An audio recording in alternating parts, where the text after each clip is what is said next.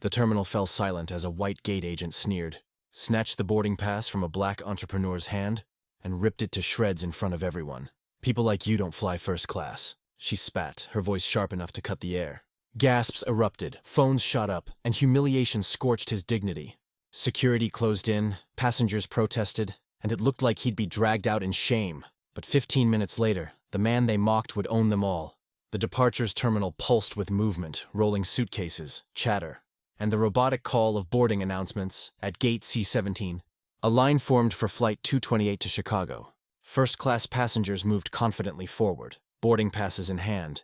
Near the front stood a black entrepreneur in a tailored charcoal suit. His name today was Marcus Reed, though no one knew it yet. Calm, focused, he extended his ticket toward the gate agent with a polite smile. The woman behind the counter barely looked up. Her crisp uniform gleamed, her lips pressed thin, her eyes narrowing as they scanned his face. "This pass looks fake," she said flatly. Marcus frowned. "No, it's not. Purchased directly through the airline seat 1A, her voice sharpened. Carrying across the terminal, don't try it. People like you don't fly first class." Heads turned, the chatter hushed. Phones came up, Marcus kept his composure.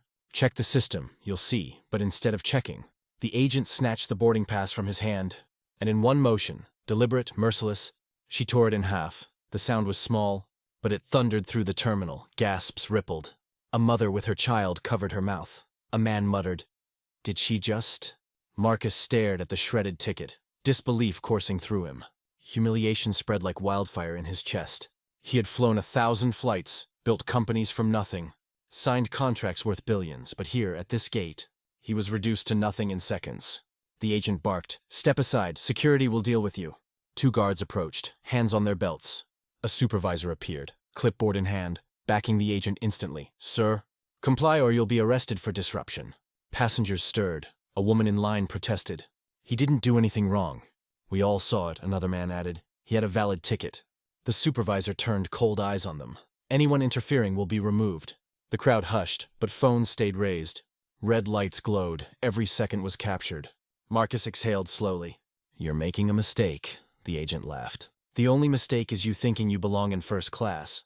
The guard stepped closer. The humiliation cut deeper, sharper. For a fleeting second, Marcus felt the urge to shout, to fight, but he didn't. Instead, he reached calmly into his briefcase. "Since you're questioning who I am," his voice carried steady, deliberate, "let me clarify." He pulled out a sleek folder embossed with silver lettering. Inside lay contracts, sealed and signed. He held one aloft for all to see. "My name is Marcus Reed, CEO of SkyConnect Aviation.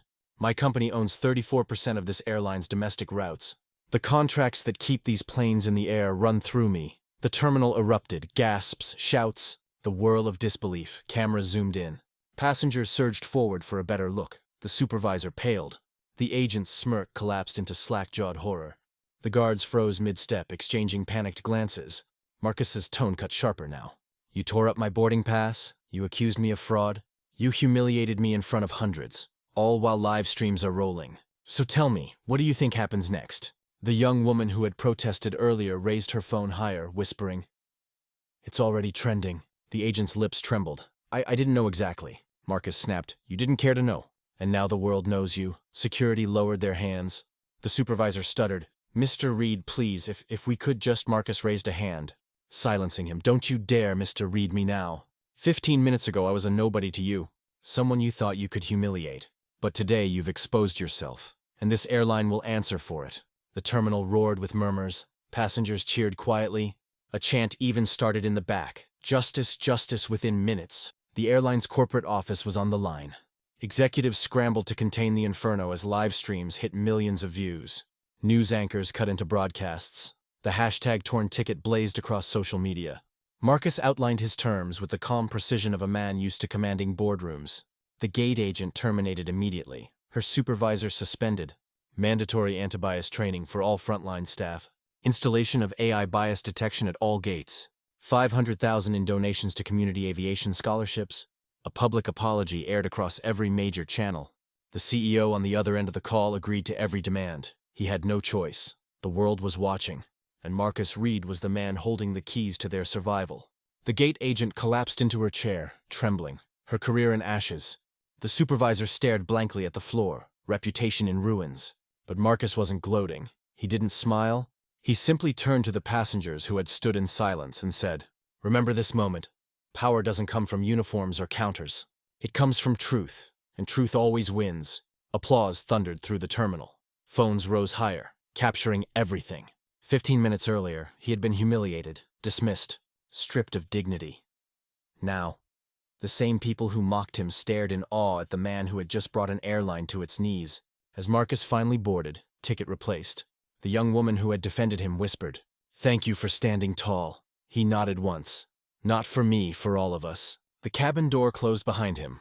The engines roared to life, and in that moment, the airline that had tried to break him was now shackled by his power. The torn ticket meant to erase him had instead become the weapon that reshaped everything.